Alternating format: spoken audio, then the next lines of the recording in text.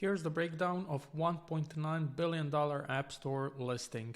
So I'm going to show you what this app is doing in the title, in the subtitle, in the screenshots with the images and the text, and I'm also go over what they are doing in the description as well. So the app name is Zillow. It's an app to buy and sell homes and apartments. I think it's just for US, and they did $1.9 billion in revenue in 2022, and their market cap is even bigger than that, so it's $13 billion. So quite a big app. So let's see what they are doing. And they are also number 3 in lifestyle. So if we open, they are like on the chart, they are above giant apps such as Tinder, Bumble, or even like Google Home. So yeah, let's see. So in their title and subtitle, we'll immediately gonna see they're targeting their biggest keywords in their market. So they don't even put like a colon or anything. They just go right ahead and continue with the keywords, right? It's like their app name and then immediately the keywords. And what are the keywords? Real estate and rentals. So okay, that's definitely something that you would be searching if you are looking to buy a home, sell a home, or rent a home. And then in the subtitle, buy and sell homes and apartments. So with keywords, like all the combinations work, right? So it's not just this combination that you see right here. So yes, buy and sell homes will work, but what will also work is like buy real estate, or like sell rentals, or sell apartments, or buy apartments. So any combination of these words they will rank for. And for keywords, the highest weight are the keywords in the title, then the second highest is in the subtitle. So they're really trying hard to rank for common phrases, such as like buy home, sell home, buy apartment, sell apartment, rent homes, home rentals, real estate. So all the big keywords they are trying to rank really high for with the keywords in the title and the subtitle. And then if we look at their app icon, it's extremely simple. So it's just 2 colors and nothing else. And like their image is, like basically a silhouette of a home and the letter Z. And like that's it. It doesn't get much simpler than that. So people think you need like a crazy designers, crazy app icons, but like in reality, like you can design this in probably like 3 minutes in Figma or something, right? Very, very simple. And then let's go into screenshots. So they're doing something amazing, and it's amazing on so many levels. So let me break this down for you. So first, like, what's the first thing that you see when you look at this screenshot, just from like higher level? So what you see is different colors, right? It's not just one color, how some other apps do it. So you have like blue, then you have teal, then you have purple, then you have yellow. And what this does, it breaks your like pattern and interrupts your thought and just draws attention, right? Like if all the colors were like blue, they wouldn't really stand out, right? So they change the color for every screenshot, and they continue to do so across all the other screenshots that they have. And it just grabs attention. So that's the only purpose of using different colors. It grabs attention, and then it draws your attention to the first slide that you see. And then, it moves to the next one. And this really reminds me of one of like a biggest copywriting books that I read. And in that book, they talk about how ads were used to work in the newspaper. And what the author concluded is like if you remember like the newspaper, I hope you are at least this old to remember the newspaper, where there's like one page full of just like text and images for one ad, and the author concluded that the point of the image in that ad is just to draw your attention to the title. And then the point of the title is to just get you to read the subtitle. And then the point of subtitle is to get you to read like the first paragraph, and so on. And then the point of the like last paragraph is to get you to like call them or whatever, right? And similar thing is appearing here, right? So when you look at this immediately, these colors like could draw attention, right? And then you start looking maybe at the icon, and then you see, okay, it's a nice icon. Then you continue reading, and it, you read this, the title. It looks good, right? If you are into, buying, selling homes, real estate, this title is going to draw even more attention. Then you're going to read the subtitle, and then you're going to go into screenshots, and you can see how this looks like very similar to those old newspaper ads. Where you just are going through and reading, and you have no idea why, and all of a sudden you finished reading and you downloaded the app and you are buying your new home through the app, right? Seemingly out of nowhere. So let's break down that process even further. So what's the next step? So I got the attention and I start reading this first screenshot. So what does it say? Agents, stores, loans, homes. So here I see that there are a lot of things that are happening in the app. So it's not just like home browsing or, like listing and checking the price and like contact information. There's so much more. I can also probably chat with agents, maybe even meet in, the real world. Looks like I can also get a loan, and all is under one roof, all under the one app. And I see like teasers of what's gonna be in the app, right? A lot of dots, which are most likely the homes that I can buy or rent, and then I can see the listings with all the images and the prices and the categories and so on. So looks really, really good. And the point of this first screenshot is to describe what the app is about in very simple terms. So they don't say Zillow is an amazing app that helps you, whatever, right? It just says agents, stores, loans, homes. So you immediately know what the app is about. And these dots, these are homes. And you see a lot of dots, which means you can expect a lot of listings, home listings here. And, if there's whatever you are looking for, you're going to get it inside of this app. So amazing stuff. And then they say exact that in their next screenshot, the most home and rental listings, right? And then they just draw your attention to all the great listings with the prices and all the different dots, so the places of the homes. And then let's think for a moment. So after you picked your home that you want to buy, it's probably your biggest investment in life so far. And what will be your next problem, your next step? Well, it's probably going to be, how am I going to finance that? How much can I afford? Can I get a loan? What will be my monthly cost? And so on, right? It's going to be, your thoughts are going to be a lot about financing after you pick your ideal home. And then look at what the next screenshot says. See what you can afford. You can afford a house up to this price, and this will be your monthly cost. So not only are they showing what you get in the app, but they're also helping you on your home buying journey. And this goes beyond, apps. This is how great businesses are made, where not only do you solve the one problem that people came for, which is I want to buy a home and help me decide which home, but they help you with the next step as well, and then the next step and the next problem. So amazing stuff. See what you can afford, and then this is the biggest cost for a home you can afford, and this is your monthly cost. So amazing stuff.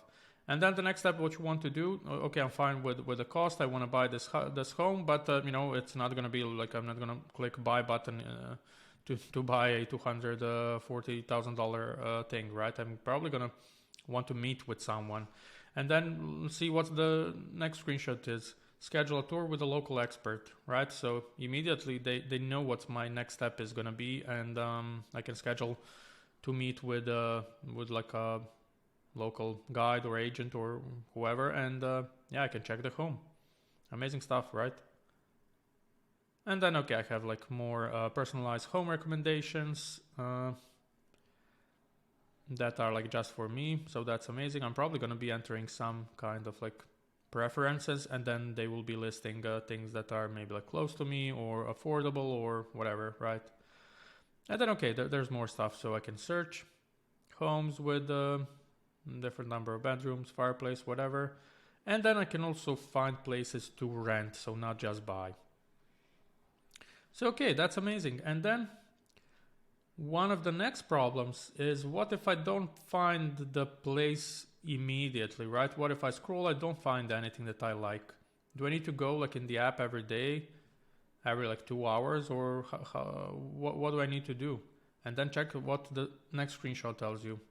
Keep tabs on homes you love, and then they show you the notifications that they're gonna send you so that you can like just stay in loop, right? So you're probably looking for like 2 bathroom apartments around $500,000, and then they're saying, sending you notifications, new home for sale, or even like recommended for you. So amazing stuff. This is not even a screenshot, right? This is just how your overall experience with this product would look like. Even the notifications. So not a lot of apps do this and show you like this holistic view of your experience. They usually just focus on the screens and like explaining what you see in the screens, in the screenshots, right? That's just so like like baby steps. Whereas this app shows you even like how their notifications are gonna look like, and all the amazing things that they're gonna use the notifications to help you eventually buy a home or find a place to rent.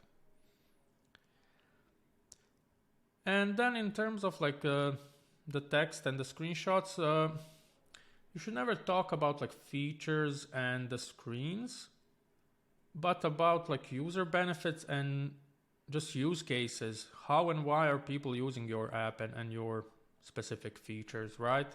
So the listing is not about the listing. It's here you can see like the most home and rental listings ever, right? It talks from the user. And then it's not like, oh, we have a finance calculator. No one cares about the calculator, right? They care about what they can afford. So big shift. Talk from the user perspective, not from your perspective from the app or from the features. Then like schedule a tour with a local expert. That is like the exact next step that I want to do after I pick my home, right? I want to schedule a meeting with a real person. And then, okay, I can discover some other homes. I can search how I speak. That's amazing. And I can find places to rent.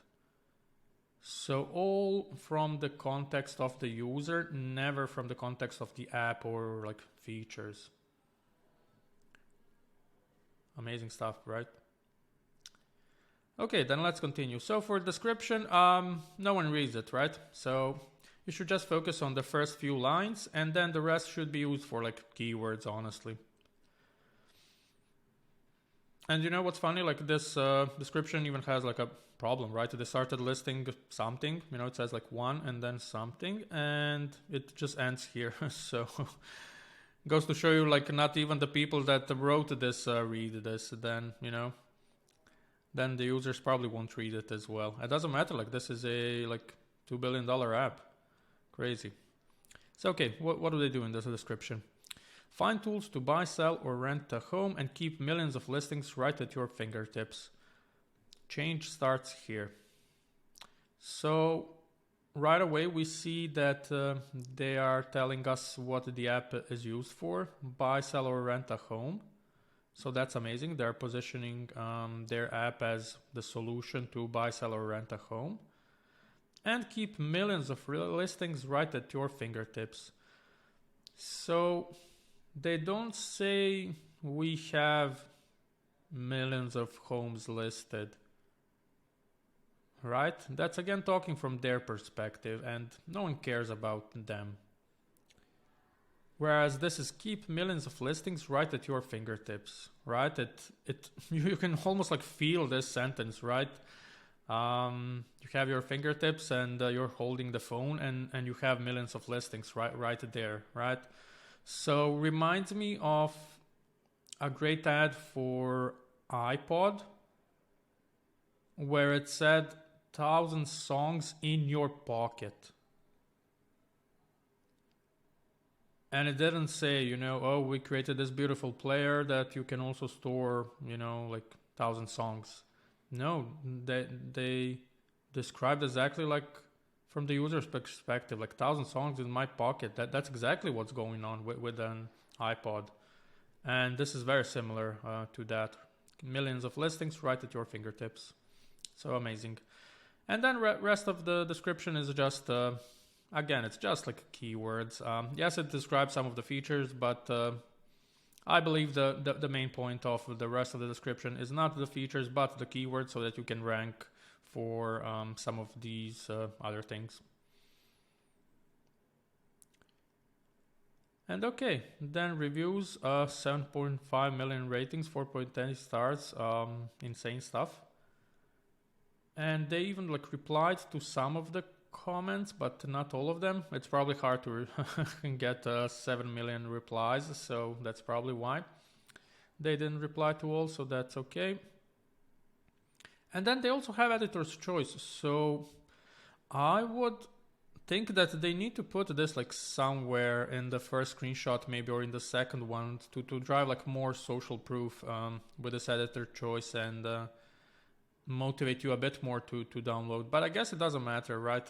You can see 7 million ratings, number 3 in lifestyle, and if you are buying or selling home on like in the US, you probably already know who Zillow is, so maybe they don't need social proof, and maybe just like the number of listings and how well they understand user context is enough to get you excited to download.